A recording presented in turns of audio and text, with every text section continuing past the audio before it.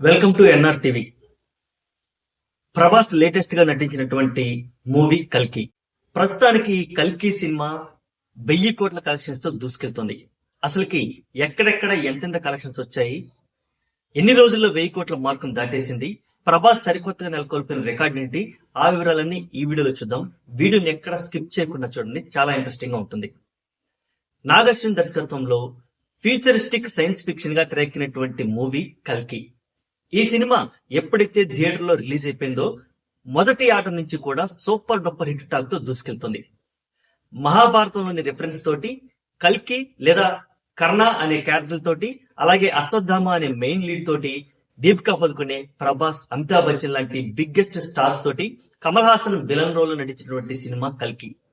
ఈ సినిమా ఎప్పుడైతే ప్రాజెక్ట్ కే అంటూ ప్రకటించాడో దర్శకుడు నాగ్ అశ్విన్, అప్పటి నుంచి కూడా సంచలనమైనటువంటి వార్తలు నిలిచింది. అదే విధంగా సినిమా విడుదలయ్యాక కూడా ఆ సంచలనాన్ని నిలబెట్టుకుంటూ సినిమా సూపర్ డూపర్ హిట్ కొట్టింది. ఇప్పుడు దీంతో నాగ్ అశ్విన్ కల్కి పార్ట్ 2 ఎలా ఉండబోతుంది, అసలు ఏం తీయబోతున్నాడు అనేది చాలా ఆసక్తిగా మారింది. ఇక ఇందులో మెయిన్ ట్విస్ట్ ఏంటంటే కల్కి అసలుకి ప్రభాస్ అవునా కాదా అనేది చాలా మందికి సందిగ్ధంగా ఉంది. కాకపోతే కల్కి అనే క్యారెక్టర్ ఇంకా పుట్టలేదు. దీపికా పదుకునే కడుపులో గర్భంలో దాగి ఉంది.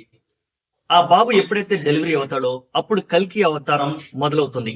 కానీ ఈలోపే ప్రభాస్ ని భైరవగా ఇంట్రొడ్యూస్ చేసి తనే కర్ణ అంటూ సూపర్ డూపర్ ట్విస్ట్ ఇచ్చి క్లైమాక్స్ లో ఒక అద్భుతమైన ఎలివేషన్లు ఇచ్చి సినిమాని చాలా అద్భుతంగా నిలబెట్టాడు దర్శకుడు నాగ్ అశ్విన్. అంతేకాదు దర్శకుడు నాగ్ అశ్విన్ బ్రెయిన్ కి, తన యొక్క స్క్రీన్ ప్లేకి, తన యొక్క టాలెంట్ కి, తను చూపించినటువంటి విజువలేషన్ కి అందరూ ఫిదా అయిపోయారు. అంతేకాదు ఈ సినిమా వరల్డ్ లెవెల్ ఆడియన్స్ ని కూడా అలరిస్తూ ఉంది అంటూ సంచలనమైనటువంటి వార్తలు అయితే మనకు అందుతూ ఉన్నాయి. ఇక రీసెంట్ గా 1000 కోట్ల మార్కును దాటినటువంటి ఈ కల్కి సినిమా ఎక్కడెక్కడ ఎంతెంత కలెక్షన్లు రాబట్టిందో ఇప్పుడు చూద్దాం. ఆంధ్రప్రదేశ్ లో ఇప్పటి వరకు 150 కోట్ల రూపాయలు కలెక్ట్ చేసింది. అలాగే తెలంగాణలో 158 కోట్ల రూపాయలు కలెక్ట్ చేసింది. కర్ణాటకలో 70 కోట్లు, అలాగే తమిళనాడులో 44 కోట్లు కలెక్ట్ చేసింది. ఇక కేరళలో 27 కోట్లు కలెక్ట్ చేసింది. ఇక రెస్ట్ ఆఫ్ ఇండియాలో 288 కోట్లు కలెక్ట్ చేసింది.